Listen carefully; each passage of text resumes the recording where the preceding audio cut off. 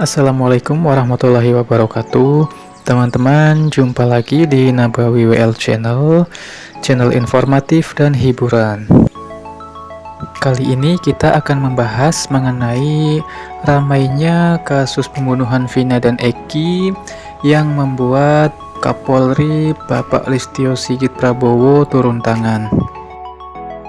Melalui Wakapolri Republik Indonesia, Bapak Agus Andrian, Kapolri menyatakan bahwa kasus penyidikan awal kasus Vina ini tidak sesuai dengan SOP, tidak sesuai dengan Scientific Crime Investigation, sehingga kemudian menuai polemik di kalangan publik.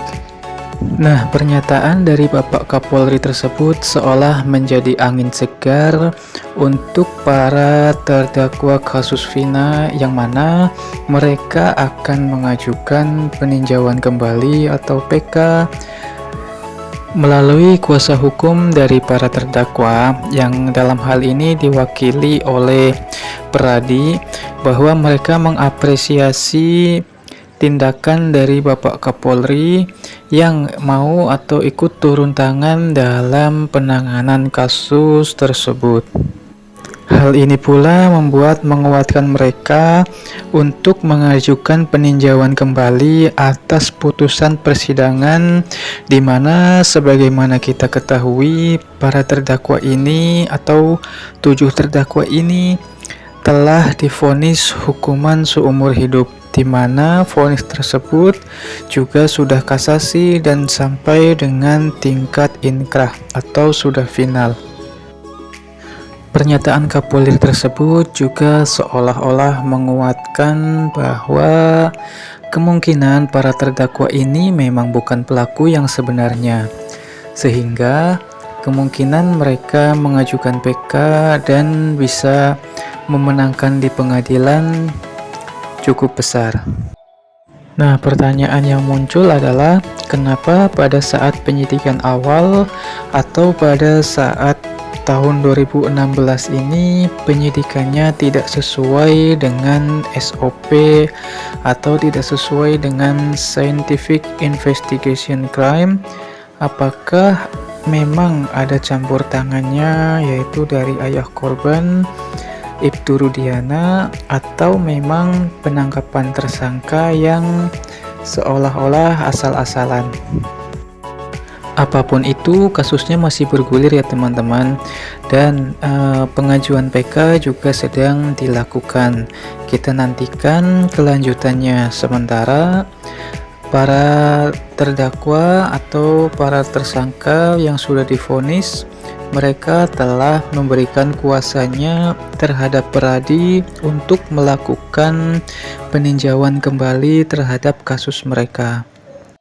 Nah, sekali lagi dengan adanya pernyataan dari Bapak Kapolri perihal penyidikan awal kasus Vina yang tidak sesuai dengan standar operasional prosedur Polri atau SOP, ini memberikan angin segar bagi para terdakwa.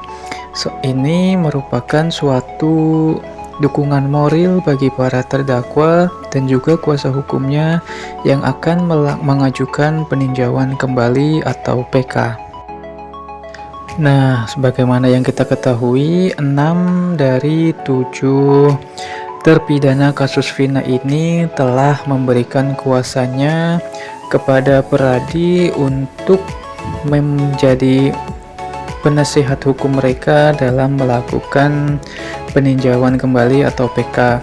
Hanya satu terdakwa yang belum memberikan kuasanya, yaitu atas nama Sudirman.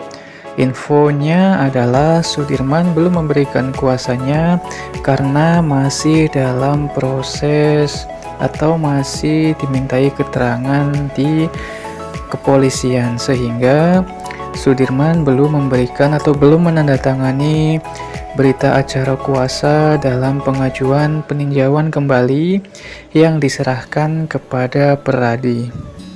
Sangat kita tunggu akhir dari kasus pembunuhan Vina dan Eki yang terjadi pada tahun 2016 yang lalu ya teman-teman.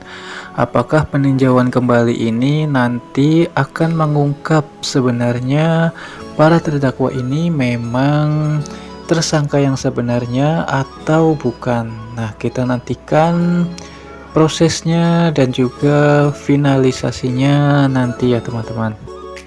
Di sisi lain, polisi juga tengah memeriksa ayah dari Peggy Setiawan, yaitu Bapak Rudi Setiawan, terkait dengan dua identitas yang ada pada Bapak Rudi Irawan ini, di mana kedua identitas ini ada, yang pertama adalah atas nama Rudi Irawan dan yang kedua adalah atas nama Asap Rudi.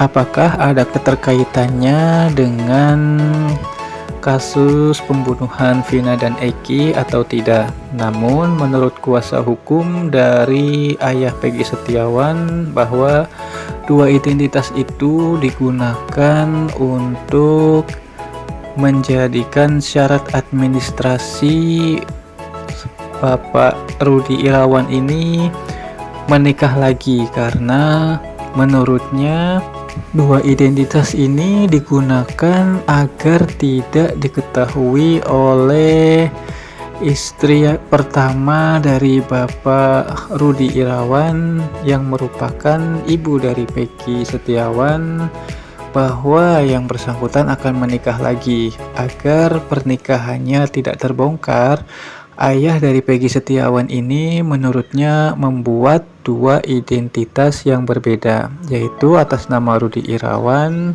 dan juga atas nama Asap Rudi.